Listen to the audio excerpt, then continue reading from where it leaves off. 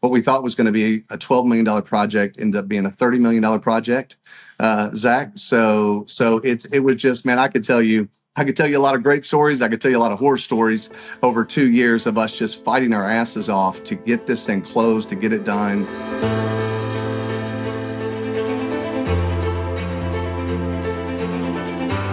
Welcome to Behind the Stays, a podcast that shares the stories behind your favorite boutique hotels, short-term rentals, and hospitality brands, and the hosts, operators, and entrepreneurs who've brought them to life. Every Tuesday and Friday, you'll meet the military veterans, the retired flight attendants, the tech entrepreneurs, the school teachers, the single moms, the hoteliers, and real estate investors who are all, in their own unique ways, shaping the future of travel and hospitality. Discover how these visionaries from all over the world have built stunning landscape hotels in the mountains, designed bohemian bungalows on the beach, erected eclectic, off-grid, nature-immersed escapes, and so much more.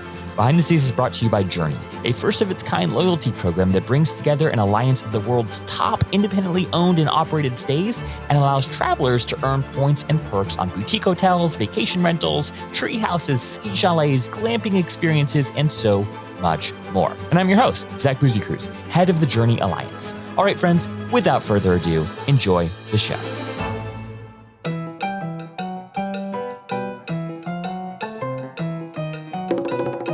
What do a high school jock turned Danny Zuko, a lung collapse survivor in the middle of the 2008 crisis, and a bourbon country hotelier have in common? Well, they have one guy in common, and that guy is Will Hardy.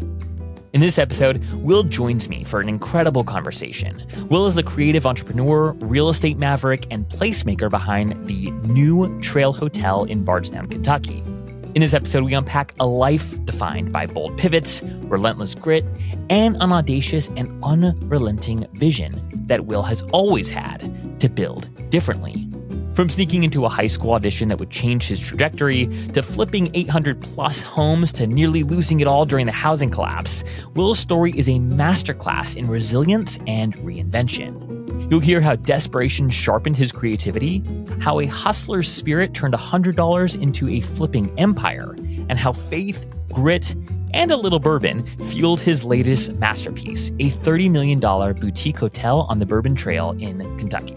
But this isn't just a story about bricks, bourbon, and business. It is certainly about all those things, but it's really about a man who refused to let go of his vision, who pursued things that didn't really make sense, at least on paper. He chased acting gigs in LA, he launched a film production company, he produced a feature film that's soon to be released on Milton Hershey, yes, that Hershey, as in Hershey chocolates, and still found the courage to start over multiple times with his wife and kids by his side.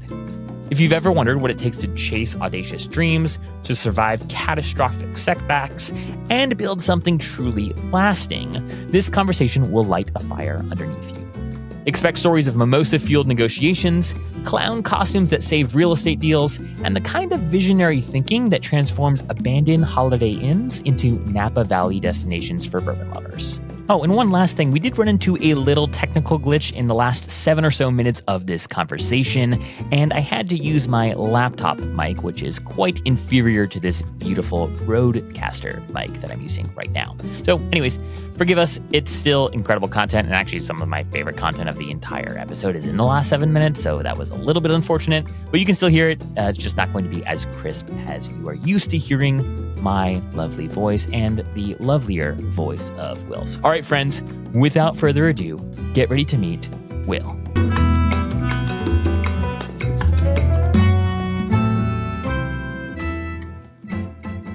Alrighty, folks, we are live. Will, welcome to the show. How are you doing this fine morning, good sir? I'm doing great, Zach. Thanks, brother. I really appreciate you having me. It's a beautiful day here in Bardstown, Kentucky, and fall is in the air, my friend. I love it. We're not too far from each other. I'm in DC, and so the mornings are crisp, and there's just everything feels a little lighter, a little bit more optimistic now that we're not dealing with crazy humidity and 95 degrees. So I am all about the season, man. Exactly. But I'm super excited to talk to you, Will, because you've done so many different things, and you when during my internet researching of you, the way that I would categorize you is you're this like creative entrepreneur. You do you dabble in a lot of different things. You've had a successful career in real estate. We'll dive into that a little bit on in just a minute here. But as of late, you've really channeled a lot of your entrepreneurship into more creative efforts. The Trail Hotel being kind of the primary focus of today's conversation, but also several other efforts that you and your partners and your wife have collaborated on. So I'm so excited to dive into all this because I think you are just doing so many really interesting, intriguing things that our listeners are going to benefit from hearing about today. But I actually wanted to start, Will, by just getting to know you a little bit. And one of my favorite ways to do that is to ask you the following question, which is, if I were to crash a happy hour with you and some of your closest friends and or just the people that know you the best, and if I were to ask them to tell me a story about Will, is there a story they might immediately tell that they feel like best categorizes who you are? Gosh, man, I don't think I've ever been quite asked a question like that. Man, I wish I had my buddies here right now. It'd be interesting to see what they come up with. Man, I think one interesting thing they might say is, or a kind of a funny story they might share is, in high school, I was pretty big in athletics and, was kind of a guy's guy, kind of a jock, kind of had to, play the tough guy role, if you will. Obviously not physically tough, just like, too cool, right? Got to play it cool. And like most athletes do, and mostly insecure boys do, right? which I was. And but no, so my senior year, I'd always had kind of a passion, secret passion for acting. And it's one of those things I'd never really talked about it too much, didn't really expose it to anybody. And I'll never forget, I was actually heading to baseball tryouts, and I was walking down the hall and I see this big poster and it had Grease. They were going to do Grease was going to be the school play that year at the high school. I went to Bullitt East High School. And man, I just kind of had my backpack on and I'm walking by and I just look at this poster and I'm like, I think I could do that. I think I want to do that. Right.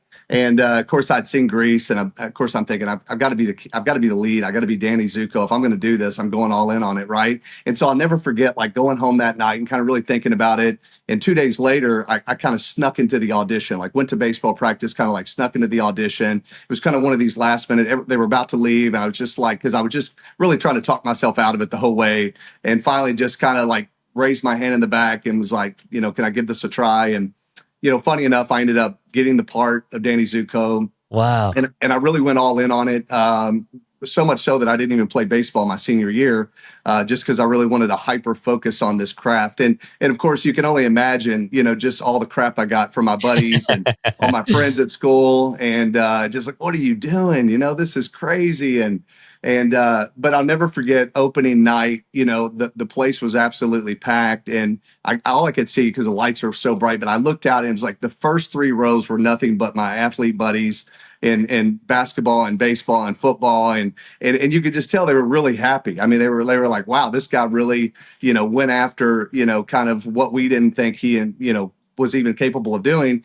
And it went off really well. So I think if they would tell that story in a joking way, that you're never going to quite know what you get with Will, but I think they would also say, he's a guy that really goes after what he's passionate about, and doesn't really care what the audience says. So yeah, man, maybe that if you crash the happy hour, that might be one of the stories that come out.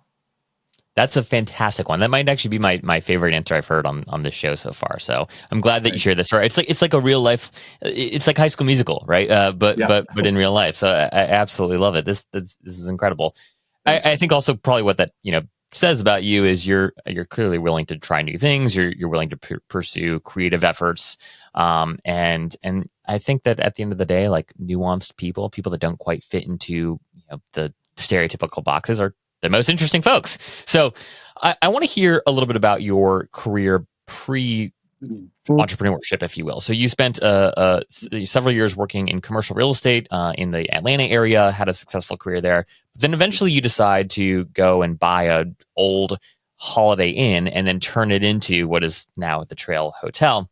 I want to get into that story in just a second here, but give us kind of just a quick crash course. Why did you do real estate? What was interesting to you about that business? And then what ultimately led you to pursue something a little bit more creative and move back to your hometown? Yeah, man. So after college, well, let me say this. I left Eastern Kentucky University 14 credit hours short of graduating, which you can imagine my parents weren't extremely happy about. But I'd booked a gig on Days of Our Lives. And so I moved to Los Wow. Angeles, started working as an actor out there, started really honing my craft, and got to play some bit parts, a lot of big auditions, and spent about again close to 3.5 years out there. And ended up basically just at some point getting to a place where I just knew I didn't want to raise a family in Los Angeles. And of course, the lifestyle's so difficult on so many levels. And I was working as a server. And when you're booking jobs, your agents and managers love you. When you're not, they don't return your phone calls. I mean, you can just imagine the story. And obviously leaving here, it was you kind of are a big fish in a small pond in a little town in Kentucky. And then you get all the way out to Los Angeles and you show up and there's 1,000 guys that look just like you, if not better, just as fit as you, and not more fit in every audition. And you're just like, wow, it's a whole nother world out there. So I'm happy to say I got to experience it, but it just wasn't going to be me for the long term. Yeah. And so shortly after that, I thought, well, I'm going to go back to college and kind of finish out some credit hours. And so I moved to Atlanta. It's another kind of crazy story we won't have time to share today, but kind of a God story. But I got back to Atlanta and ended up enrolling in a college out there. And then the first semester, I met my wife. Okay. Mm. And I met Alicia and, fell head over heels in love with her. And I wouldn't advise this with a lot of people, especially my kids or your kids, but we were married within 6 months. Wow. So it was a very quick, fast paced kind of experience. And so like most men do at that point, they go, I got to make some money. Like I can't just, sit around and, continue on with school. And at that time, I really honestly didn't know what I was going to do, man. And I'll never forget this, Zach. I was watching, just kind of moping around the house one day, and just like, all right, God, what am I doing? What am I, And I was working these little side jobs like selling, coupons and magazines and cold calling people. And sales has always kind of been a thing for mine, but I knew that wasn't the longevity of what I wanted to do. And I believe it was like the first Flip This House show ever that came on. It was like, I Mm. don't even know, it was like HGTV at the time. Yeah. But I just get stuck watching this. I get lost in the show. And somehow, again, maybe kind of like looking at that Grease poster, something clicked in my head and I was like, I think I can do this, Now, why did I think that? I have no idea. I had no previous training for real estate. My grandfather and my uncle, they were big real estate developers in the state of Kentucky, but I never sat under them, right? So, Yeah. I couldn't tell you how to buy a house, how to look for a house, nothing, right? Never picked up a hammer, basically, other than just like your normal, run of the mill work around the house. And so I had about $100 to my name. I went to a local bank, and I don't know how this happened, but I convinced them to give me my first commercial loan on a property that I wanted to flip. Got with a local agent, found the property, ended up doing most of the work myself. My wife and I, she's cleaning cabinets, I'm doing landscaping, and it was really nothing more than just like kind of lipstick on a pig. But we got it done, put it out on the market. It sold within like 2 weeks. I think we made like $7,000, and I thought I was rich. I was like, oh yes. And so that just created the bug in me, and I kind of get hyper focused on certain things, and I was just like, all right, so I've done it once, I can do it again. And before I knew it, I was doing 2 houses at a time, and then 5 houses at a time, and then 10 houses at a time. And so it just kind of really, really took off before 2008 hit. Mm. And I'll stop there because I'm sure you have some other questions but I can kind of talk to you about how I kind of re-resurrected my career after that. Yeah, no, I mean, incredibly impressive. Again, you jumping in, believing that you can do something, right? Even though you've never done it before, Yeah. and figuring out not just how to do it once, but how to do it again and again and again. That's very impressive.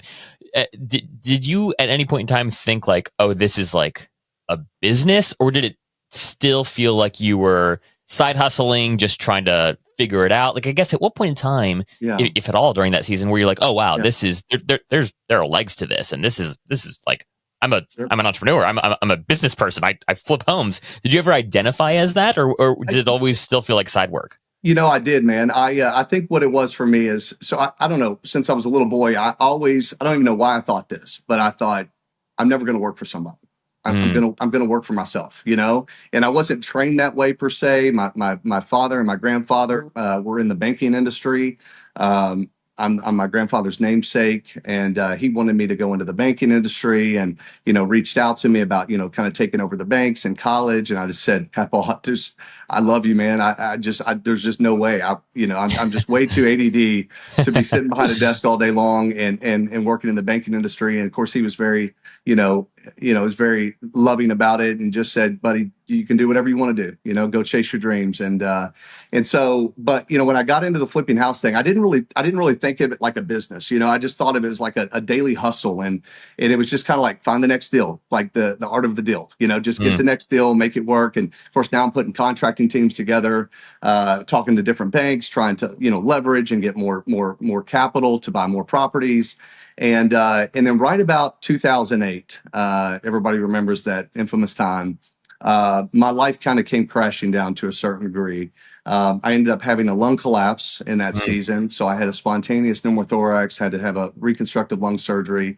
I was bedridden for about 6 months. 2008 happens. All the banks start calling notes due. I think I had 8 or 9 properties at that time that I was renovating to flip, right? And then, of course, overnight, the banks aren't lending, people aren't buying, depreciation starts happening immediately. And I'm sitting there bedside, kind of recovering from a surgery and going like, God, I don't know what I'm going to do here, and it was just weird because a lot of friends that I knew that were in the industry, I mean, they were just jumping ship, they were just passing keys off to the banks and being like, I'm filing Chapter 11. Sorry about your luck. What do you want me to do? And I feel like my family has always instilled a really powerful foundation of integrity and character into me. And that just didn't sit right with me. I didn't want to leave the banks that way. I didn't want to go out that way. And so it was a very lonely season of several months where I'm calling every bank going, listen, please, I'm not going to miss a payment. You'll get your money. I'm going to find an out strategy. I've just had surgery. So I'm calling doctors, trying to get cash out medical bills. I'm calling banks going, please don't foreclose on me. And it was just a very lonely, hard season, And so over the course of about 6 months, I'll try to speed this part up. Over about 6 months as I'm recovering, I think we had about maybe 100,000 liquid cash or something like that at the time, and just slowly started whittling away because I'm paying mortgage and interest payments on 8 properties, 9 properties, whatever it was, as well as medical bills, and ended up getting down to about $5,000 in the savings account. And I just told my wife, I didn't even feel necessarily fully recovered, but I was just like, I've got to get out. I've got to get out of here. I've got to do something. And so I was fortunate enough to do some strategic plans. I finished the houses. I turned them all into long-term rentals, right? Just kind of what you have to do in that moment. And so that just kind of stopped the bleeding, put the Band-Aid on that situation. And I called a good buddy of mine who owned a roofing company. And I said, hey, man, listen, I said, I'm in kind of a tight space. I said, I need a job. Would you let me sell roofs? And he's like, are you kidding me? He was like, Will, you're the best salesman I know. Like, absolutely. He was like, but are you sure you want to do this? And I was like, I mean, not really, but I don't have a choice. I just need to get out there. So I got in my truck the next day and I showed up with him. I got a pair of roof boots and he's like, look, we're going to spend 3 weeks. I'm going to take you through all the training. I said, you got 2 days, bro. You got 2 days to training. I was like, I don't have time for 3 weeks. I was like, this thing is serious. I'm going after it. I said, just show me what to do. Just give me one example and I'm off. And sure enough, after 48 hours, I was off to the races. And by the grace of God, man, I think within a month, I was a top salesman. By 3 months, I was making more than all the other salesmen combined. And so about 1.5 years of roofing, because the market was completely dead, real estate, nobody was working. I knew I wasn't going to stay in roofing forever, right? But it was putting food on the table for the family. I had 3 kids at that time. I have 4 kids now. And so, just kind of had to do what you had to do. And ended up having a friend of mine come to me at an event one day, and he was a broker, real estate agent, and he knew I, of course, had the flipping background experience. And I think before 2008, I might have flipped maybe 50, 60 homes, something in that, 3-year window before that happened. And of course, I'm thinking, I don't know if I'm ever getting back in the industry, right? But I loved it. And he said, hey, I think this might be a really good fit. What do you think about us starting a company? And, he's like, I can run the real estate kind of brokerage side of it. You can work on the contracting, the flipping. You've got the design for, the eye for design. I think it might be a good fit. And I'm like, well, I mean, that's great, but how are we getting back in the game, right? Like neither one of us had a lot of cash at that time. I'm selling roofs to, pay the bills. He was just getting back started as an agent. And so we were like, wholesaling is what's really going to get us back in this game. And I'll just tell you a funny little story, man. Hopefully this encourages somebody, but so we were like, well, what are we going to do? So we went out and we contracted 27 townhouses. All right. In this community. And when I say like, we got these things like dirt cheap, I think we contract them like 12,500 a piece. And Jeez. these are like new build at like 95,000 5 years ago, Jeez. 100,000. Right. And so we got 27 under contract. It was like whatever that total came out to be, $500,000, which we didn't have to close. And we signed a 30-day contract, and we had to put up 10,000 non-refundable earnest money by Monday. And this was on Friday. Well, we didn't have the $10,000. So we locked up the contract, and literally he's like, what are we going to do? I go, well, we're going to go sell our asses off now. And so we stood out all weekend long. We hired a guy to put a clown costume on with balloons that said open house. And we started directing traffic in. I started calling everybody I knew on the phone just to get them over there. And within 48 hours, we had recontracted all 27 townhouses to 5 different investors. And then we had collected $15,000 from them worth of non-refundable earnest money, which allowed us to give the 10,000 on Monday, right? And so you can Jeez. imagine that 30-day stretch of just like, oh my God, how are we going to pull this off? Are they actually going to show up? And it all had to be back-to-back closings, right? So it was like we get one investor in, they'd sign, we push him out the back door, bring the other investor in, sign, and before we knew it, we did it and made a 6-figure kind of situation on it. And we were just like, my God, did we just rob a bank? I don't know what just happened.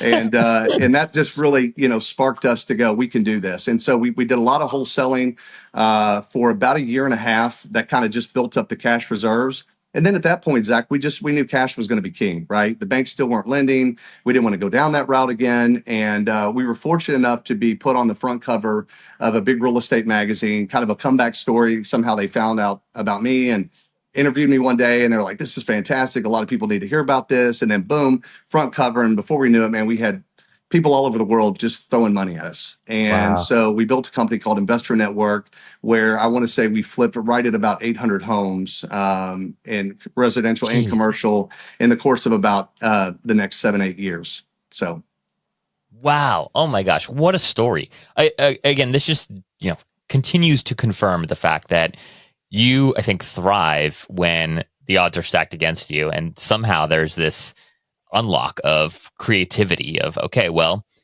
these are the constraints. This is the ruling on the field.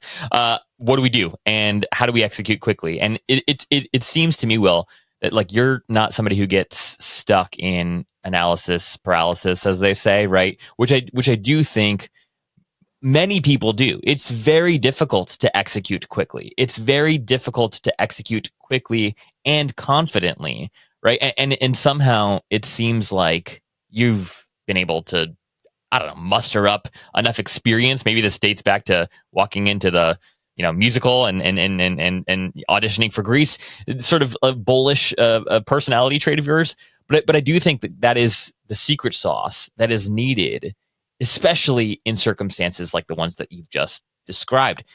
Were you like that even as a little kid? Like, do your parents tell stories of your, I don't know, like insane optimism or your just attitude, your can-do yeah, attitude, if you will? yeah, man. I always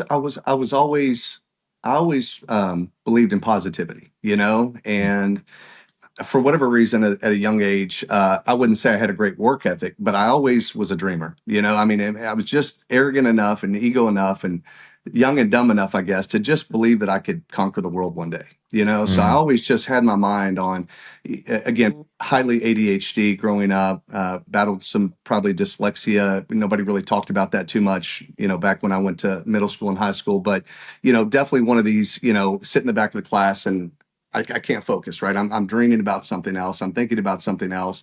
But because I was always pretty high on emotional intelligence, I could always talk to the teachers afterwards, right? Yeah. And they would know that I want to be engaged. I would want to, do the work and get the good grades. And so, they probably gave me a little bit more grace than I deserved. But yeah, man, it was always I was always a dreamer, man, and just felt like anything was possible. The Mm, reality is, and by the way, thank you for saying all the kind things you just said. Of course, now that you're on the other side, it sounds like a great story. But the reality is, in those moments, I was scared shitless, right? I mean, yeah. I just wondering if I could do this, and it's amazing what desperation can kind of pull out of you, and that grit that maybe sometimes you don't even know you have. Yeah. But yeah, man. I mean, listen, I can't give myself too much credit. I mean, God's been really good trying to lead my path and put me in the right places in the right positions. And but it's a fight out there, Yeah. and I guess that's it. I just jumped in the fight. Yeah, yeah. I mean, what is the classic like man in the arena quote, right? Of just sometimes you just got to get in. Right, man. I want to hear. Speaking of dreaming, right? At what point does the dream for the Trail Hotel come onto the scene? So you eventually Yep. move your whole family back to Bardstown. Yep. You find a Holiday Inn and you turn it into a true sort of like next generation experiential retreat, which it is today. You guys have been open just over a year now, a little bit more than a year, and you guys have, Actually, man, actually, just to add to that, yeah, Zach, please. we've actually only been open for 12 weeks. So 12 weeks. 12 Okay. weeks. Okay. Yeah. Well, Yeah. great. My internet sleuthing serves me incorrectly this time, but It's so okay. 12 weeks, right? So you're brand new, right? Yeah. And so I want to hear the backstory here. How do you Yeah. go from commercial real estate, house flipping to Yeah. get into the hospitality game? Because it's adjacent for sure, but it's a whole different ball game. Okay. I'll try to make this quick, but I want to tell you a little background story. There's been several times in my life where I've had what I would consider like a reset, right? Or a calibration or a divine interruption or something like that, right? 2008 Yeah. was one of those with my lung collapse. Um, at some point after about 8 years of owning Investor Network with my partner Brandon, I just felt this kind of overwhelmed stress of dealing when we had investors all over the world, right? And just felt like, and knock on wood, we never lost an investor a dollar, which is a miracle in its own right. Yeah. But just got to a point where I was mentally tired, exhausted. I think my partner and I were kind of moving in separate directions, with just decision making and those kind of things. And I went to my wife one day and I just said, she could feel the stress and kind of see the stress. And I just said, she's like, what do you need? Like, what? And I said, for me to kind of close the company, I'm going to have to stroke a check. And I don't know if that's where I want to be right now. And she just was just like, you know what? Write the check. If Mm. this is what you need right now to release, just write the check. And so just by her saying that, it really blessed me. And, we ended up doing that, kind of closing down the company. We still had, I think, about 60 properties to kind of close out. We did that gracefully. And then my wife and I went into business together and kind of resurrected it. So I kept flipping houses. She got a real estate license. And by the grace of God, we didn't kill each other. But we got through about 3 more years of flipping houses.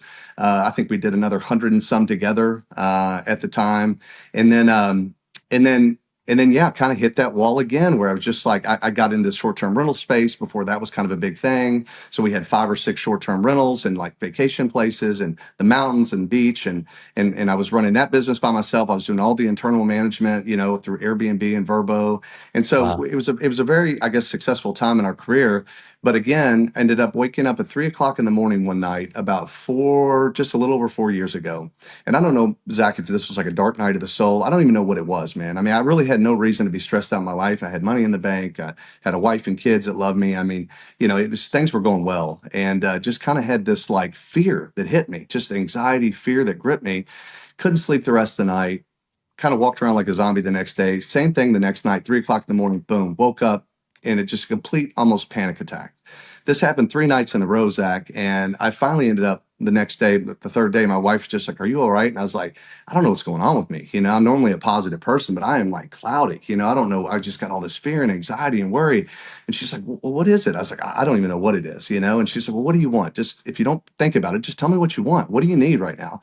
And before I knew it, Zach, I just once again I said, "I want to sell everything. I want to sell everything. I want to start over. I want to recalibrate."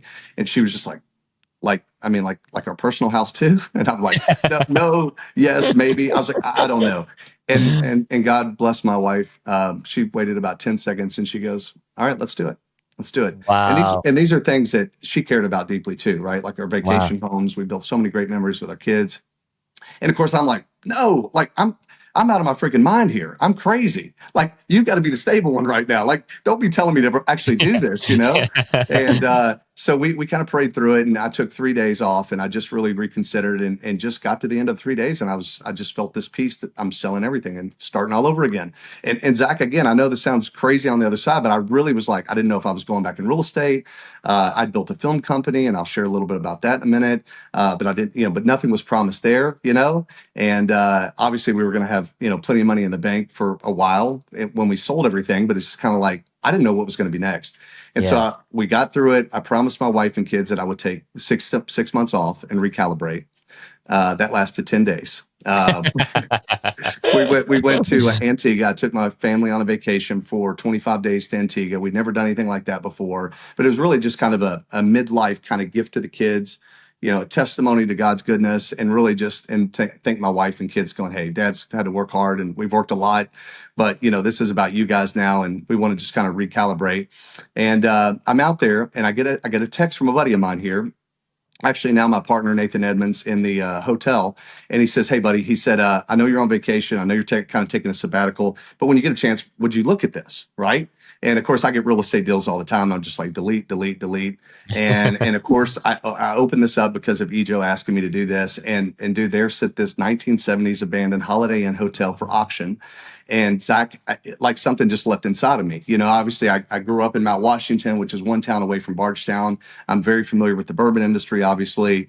And I was familiar with this hotel because my dad had bankers conventions, and I remember going there as a little boy, So I don't know if it was Wow. nostalgia, if it was like kind of a calling to come back home. I'm not sure what it was, man, but something leapt inside of me, and I was like, all right, dude. I was like, I want this. I was like, put this offer in. Sight unseen, right? I'm like, put the offer in, but give me 90 days due diligence minimum, because I'm like, my wife's going to kill me. I'm on vacation. I shouldn't even be talking to you right now, And so we locked up the contract 2 days later, and finally, one morning we're having breakfast. I think I got my wife kind of hopped up on some mimosas, to kind of just lighten the mood. Break the news, yeah. Yeah, and I was like, hey babe, I could tell she was feeling pretty. I said, hey babe, I was like, so this whole 6 months off thing. I said, what do you think about us buying an abandoned hotel in Bourbon Country and turning it into this beautiful bourbon boutique hotel? And she kind of looks off in the distance, and she's like, honestly, do whatever you want to do, but just don't think I'm ever moving there. And I was like, well, no, we're not going to move there. That's crazy. Like we loved Atlanta. I mean, that's where all our family base, friends base were, and all my kids, all they'd ever known. That's where my wife is from. So it's like, no, we're not going to move there. And Zach, that's what started the journey. So I came back after a long vacation. As soon as I walked the property, I saw it. I knew it, and I guess that's kind of always been my gift. I didn't know I was going to pay for it. I didn't know how much it was going to cost. I didn't know any of that, but I've always kind of had this gift in interior design where I can kind of walk into a place and walls kind of just start falling down, like in my mind. Like I can see the whole thing and how it would lay out and what it would look like. And, we just really left there going, this could be special. I said this could be a real legacy play. It's the only thing in real estate I'd never really done before, which was, a higher level of hospitality as well as in the hotel space. And so my wife and I, a couple days later, I just said, what are we going to name this thing? I mean, I'm already dreaming. We don't have the money. It's way down the road. And I was like, we should call it like, the Trail Bourbon Hotel, back and forth. And she goes, just call it the Trail Hotel. And I was like, that's it. It's the Trail Hotel. And so we got back, got boots on the ground very quickly. It took us about almost 2 years for just pre-development, right? Because we had to get architects involved in the city and historic counseling, right? Because we ended up doing historic tax credits on the building. We ended up achieving about $8 million in historic tax credits to help us through the process of that. What we thought was going to be a $12 million project ended up being a $30 million project, Zach. So it was just, man, I could tell you a lot of great stories. I could tell you a lot of horror stories over 2 years of us just fighting our asses off to get this thing closed, to get it done. We ended up bringing another partner in at the time who also helped infuse some capital into the deal, and ended up getting a bank involved that was willing to believe in us and believe in the overall vision of the project. And that was it, man. We got it. We started it 2 years ago as far as construction goes. And like I said, just really recently opened up about 3 months ago. And I'll answer any questions about the hotel, but let me stop there and let you kind of jump in. I mean, this is just remarkable. First of all, your wife is clearly a saint, Will. I mean, I don't know, man. Like you, these twists and turns, and again, I don't think you quite said this yet, but you did end up moving the family to Bardstown, right? We did. Yeah. Okay. So you guys did. Yes. So she gave on that front too, which is I mean, power to her. That's very, very impressive. And yet at the same time, right, just a testament to the belief, obviously in you, but also in sort of this grander vision of, hey, what are you guys called to do? You guys clearly, at least from my perspective, you're called to be like placemakers, right? Like you guys really, you have a gifting here, and again, that is not something that everyone's able to do. Everyone's not able to go to a 1970s rundown Holiday Inn and have this vision for how to build a beautiful luxury, 4-star product in the market, right? Like those are hard things to see for most of us, and yet I think it's those that can see it, right? And then also those who have the courage to say yes to the vision that end up building things like the Trail Hotel. So truly impressive. Thanks, I do want to ask a couple questions, given your experience in commercial real estate and just your real estate investment more generally. Obviously, it's a different asset class here. Hospitality comes with a lot of additional opportunity. Also comes with a lot of additional heartache and headache, depending on who you talk to. Yeah. Was there any sort of competing product in the market? Like, I guess how much attention did you pay to the competition in the region? I know that the Bourbon Trail is like, I guess depending on who you talk to, right? It's kind of like an up and coming thing still. I mean, it's been around, right? But and it's growing. It's certainly growing in popularity. Yeah. And it's something that like my buddies are just now saying, like, hey, we should go do the Bourbon Trail, right? But like 5 years ago, no one was talking, like at least in my circles, no one was talking about that. Now they're talking about it. Yeah. Talk to us a little bit about the research you did along with your partners to determine that the community was ready for a product like this. Yeah, 100%, man. So I'll give you a quick version of it. I had a bourbon men's group back in Atlanta, like an entrepreneurs group that would come to my house and we'd share fine bourbon and I'd grill steaks out. And it's really just kind of a men's fellowship, really, but it just happened to be based around a glass of bourbon. And so I had all these guys and they were loving it. And we gotten some great intimate conversations along the way. And finally one guy one day, and this was like, I'm going to call this 10, 12 years ago, said, man, tell us about the Bourbon Trail. I mean, God, I can't believe you grew up right next to it. I mean, this is fantastic. And I said, guys, I'm going to be honest. I'm ashamed to say this. I've never even been on the Bourbon Trail. Like I said, I grew up 10 minutes from Jim Beam, but I've never, it was just like, it wasn't a thing, Yeah. And so that's that Christmas when we went home to visit the family. I told my wife and said, we're going to do the Bourbon Trail. And so we did. I think we went to Maker's Mark, we went to Jim Beam and 2 or 3 others, and maybe Willett, and had a really good time. But I, as I was preparing this trip, I was like, it was actually pretty difficult, because I didn't know where these locations were really. I'm trying to set up tours and tastings. And of course, when you get people kind of drinking, it's like you're herding cats, right? So I'm like, I was trying to be the responsible one to make sure, hey, okay, we got another tasting in 2 hours. We got to go, like, let's get the car, let's go.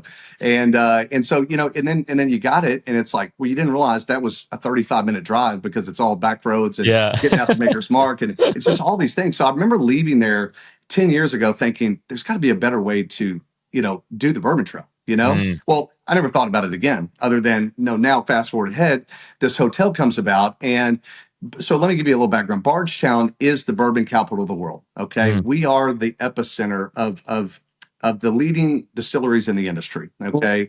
Heaven Hill, Maker's Mark. I mean, I could walk to Heaven Hill from here.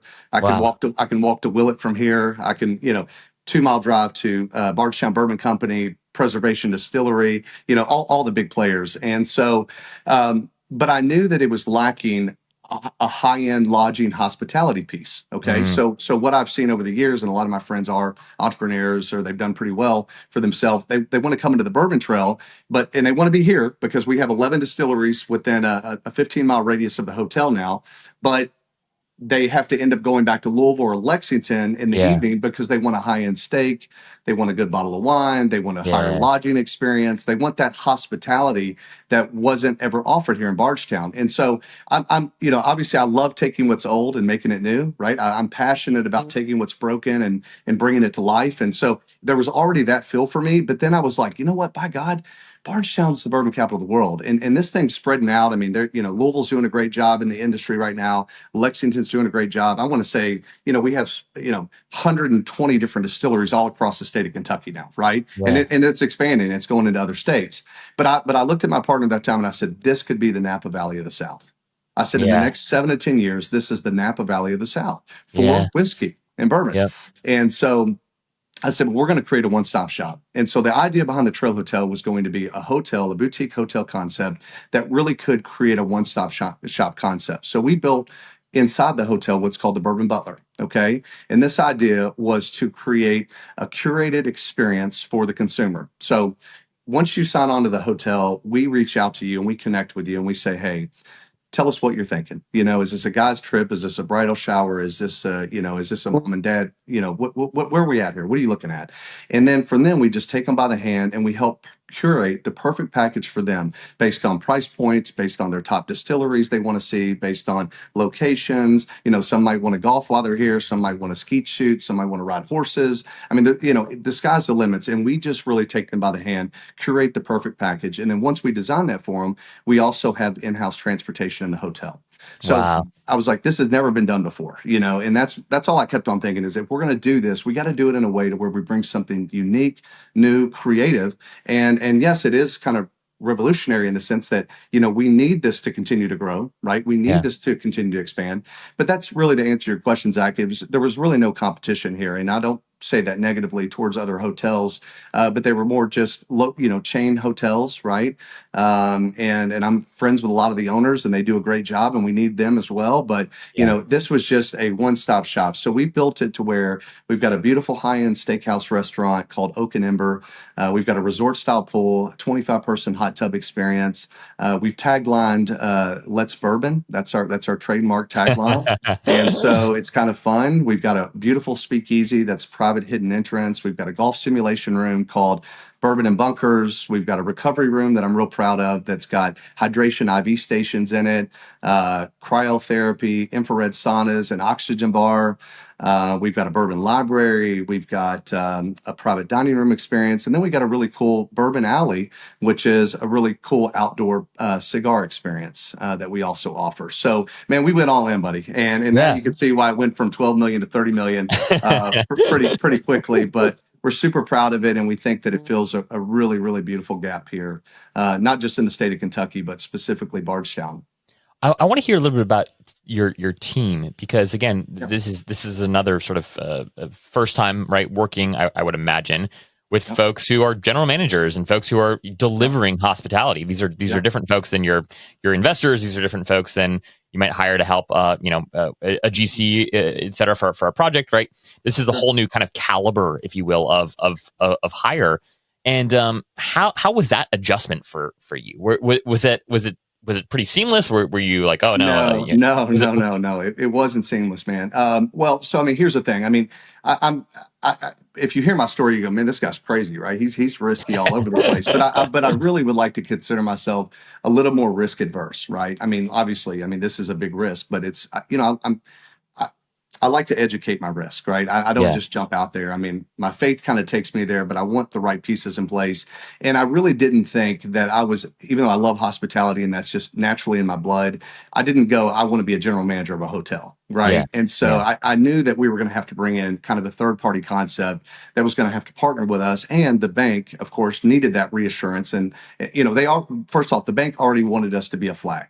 So they were really pushing us hard towards like a Hilton brand or a Marriott brand. And again, nothing against them. We interviewed those guys, but I just said, no, you're missing the point of this vision, right? Yeah. This is unique. It's never been done before. It's got to be boutique. It's bourbon infused, man. This has never been done before, And so it took about 6 months to kind of convince the bank to still continue on with the deal based on our vision to keep it as a non-branded hotel. And so that had its challenges. And then, of course, they wanted to see a third-party management firm, right? Because they want to know the numbers. And Will, Ejo, Brooke, we love you guys. Obviously, you're innovators. We believe you're talented and you can probably pull this off, but who's going to run the dang hotel? Yeah, Like we got to yeah. know that side of it. And so we did bring in a company, Schulte Hospitality, and they have been our third party representative in the hotel, and we, of course, we've been very hands on. And I would say that's the hardest part for me is because I'm kind of OCD in the sense of like, it's got to be perfect, right? Every detail has to be perfect. And Yeah. when you get into this space, it's not always perfect, right? There's a lot of hiring and firing and mismanagement, and not specifically on their side, but just employees that mismanage certain situations. And then we're in Bardstown, right? So there's this piece where we're kind of a limited pool of resources for people, right? We're not a big metropolitan city, so it's like we're trying to convince people, why would you move to Bardstown to work for this great hotel? But Schulte really helped us do a great job bringing in a really fantastic chef. We're in the process of working through another general manager position right now. So, man, again, a lot of bumps on the road along the way, but we are getting there. And we just got done with the Bourbon Festival week. There's about 8,000 people that came in. We were basically almost 100% occupied at the hotel. Restaurant was going fantastic. All the activations were going really amazing. And I guess you could finally see like that like, wow, this is really what we thought it would be. So I mean, once again, I just feel, Will, like you are somehow able to identify what's around the corner before it's even obvious, right?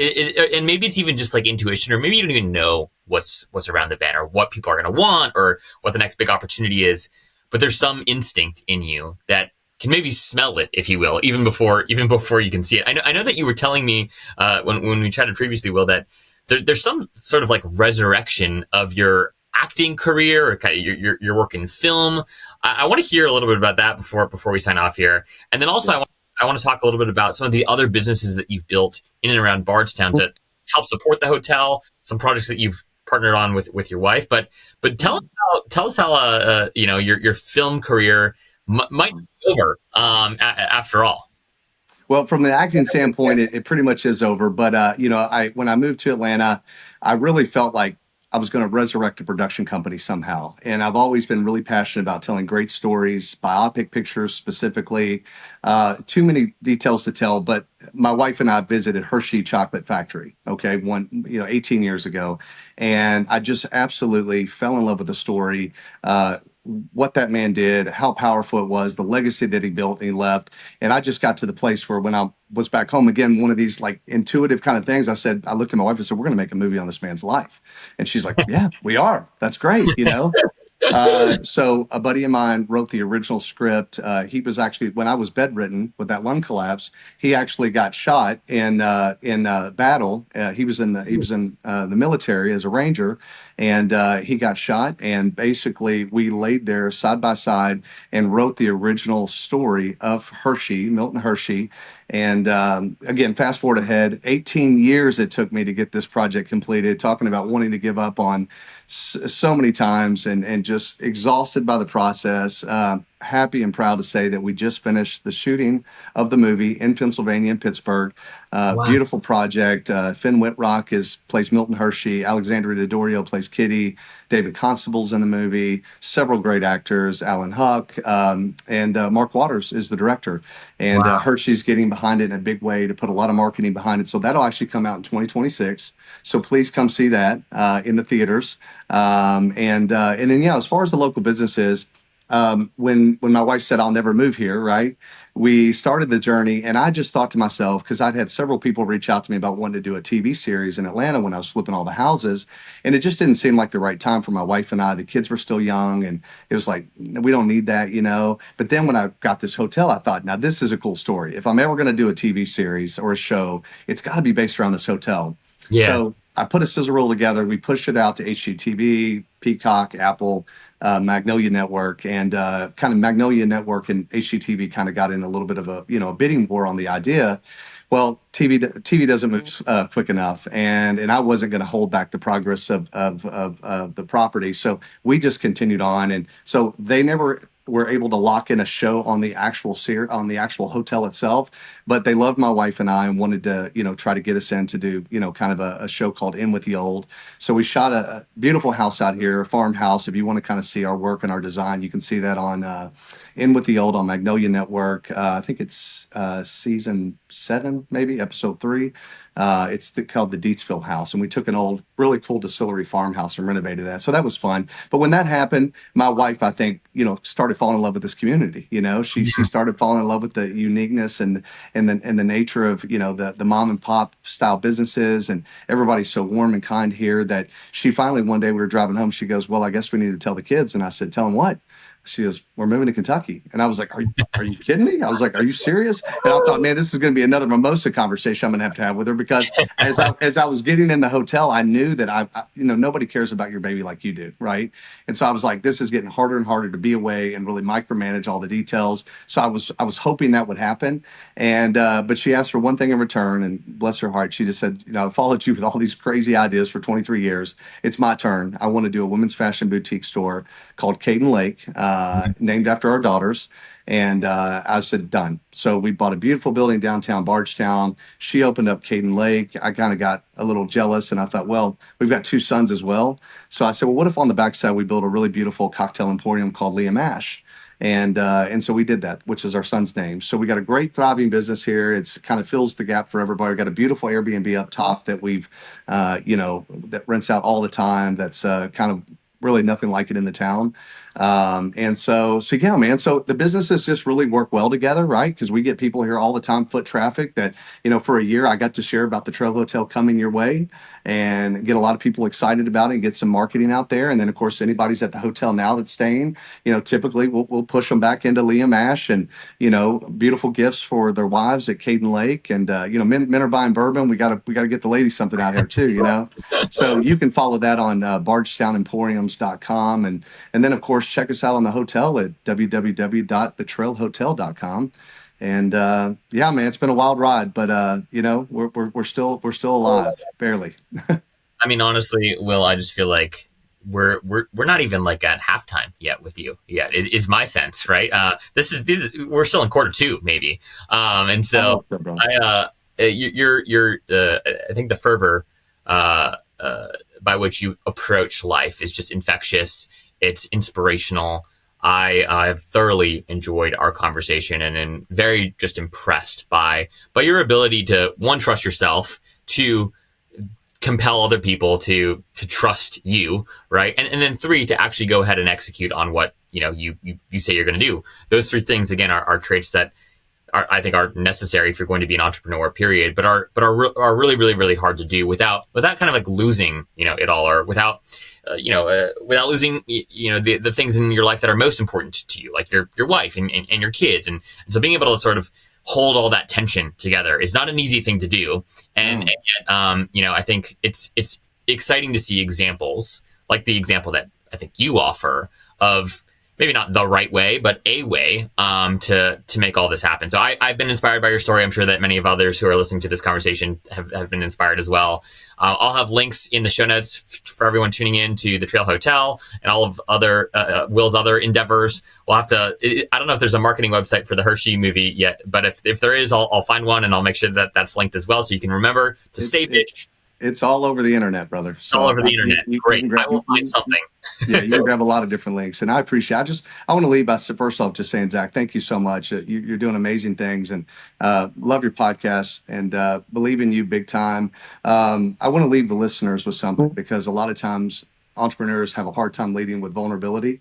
And but the reality is and all the kind of things you've said have been amazing, and we have gotten there by the grace of God. But many sleepless nights, right? Many times that I second guess myself.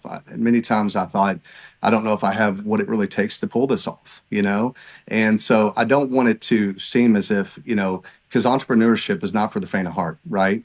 And again, but I hope that encourages somebody to let them know that if they're in a business right now and it's dying, and they want to believe that it can be resurrected, it can be resurrected, and if they have that dream, they can go after it with everything they have, but they don't have to have it all figured out, right? It doesn't have to be perfect. And like you said, I like the way you said it. This is kind of my own unique journey, and I don't know if I'd recommend this to others, right? But it's worked for me, and that's what's great about life, is that everybody's kind of knit differently and designed differently, and I would just say, don't give up, man. Just keep fighting and do the best you can to believe in yourself. But it's one day at a time. Amen to that, man. Will, thank you so much for your time, man. It's been a pleasure. Thank you, Zach. I appreciate you, buddy. God bless, man.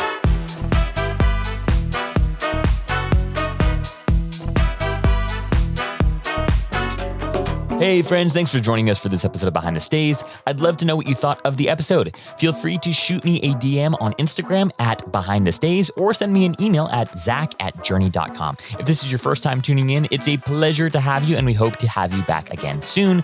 But if you've been a listener for a while, I'd greatly appreciate if you'd subscribe to the show if you aren't already, and then leave us a rating and review of the show wherever you're streaming this podcast. Oh, and if you know a hotelier or a hospitality entrepreneur that's building something new and novel, I invite you to introduce them to me so that my team and I can discuss bringing them on the show. Again, you can just shoot me an email at zach@journey.com or a DM on Instagram. Behind the Scenes is brought to you by Journey, a next-generation loyalty program built for the modern traveler. We're looking to onboard new boutique hotels, unique stays, and the top vacation rental management companies onto our platform every day. If you're a hospitality entrepreneur who has a stay or a collection of stays with soul, we'd love for you to apply to join our alliance at journey.com/alliance. Again, that's journey.com/alliance. Thanks for being here, y'all. We will see you next time.